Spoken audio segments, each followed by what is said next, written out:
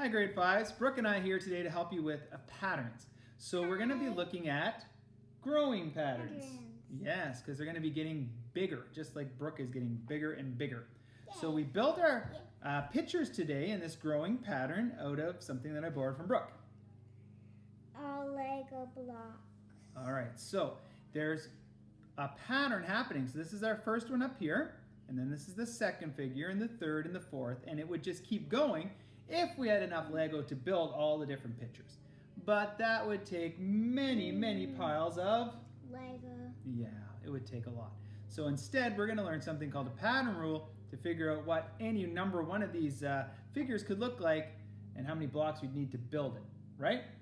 Okay, so this is figure number 1, and we're going to make a chart, and we'll show you that up close in just a minute. How many blocks up here, Brooke? 1. 1. And what about in figure 2? 3. 3. And what about the next one? 6. 6. And then? 10. 10. Well, that seems to be a bit of a weird pattern, so we'll have to look at it closely here in just a second. So what we had is this is figure 1, this one Lego block, because it's the first thing in the row. So down here we built this chart to organize our information, and the name for this chart is a table of values. So figure 1, 1 block, just like Brooke counted. Figure 2, there it is, has 1, 2, 3, 3 blocks. Figure 3 has 6, and figure 4 had 10. So Brooke, what looks like's happening in this case? That it's an odd pattern, and we might want to say that we're counting. Yeah, we are. Not by ones. We are not counting by ones. So it didn't go 1, 2, 3, 4. So this pattern's not add 1 every time.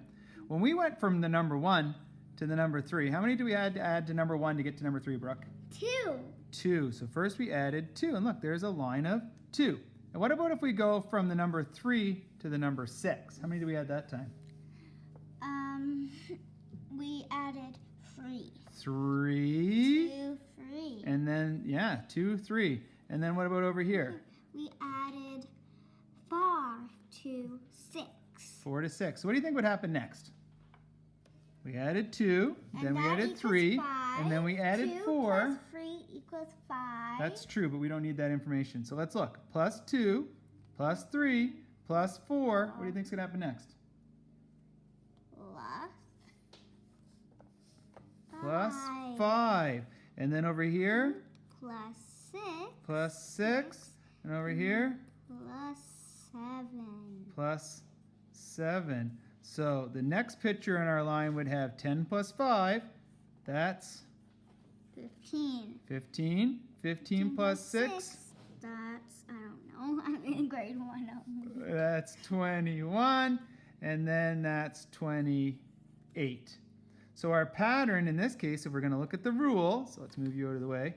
The rule says start at 1, because that one there was 1, and then add 2, then 3, then 4, and so on. We could just keep that pattern going. So that is a growing pattern that was non-linear. It didn't go up by the same amount every time.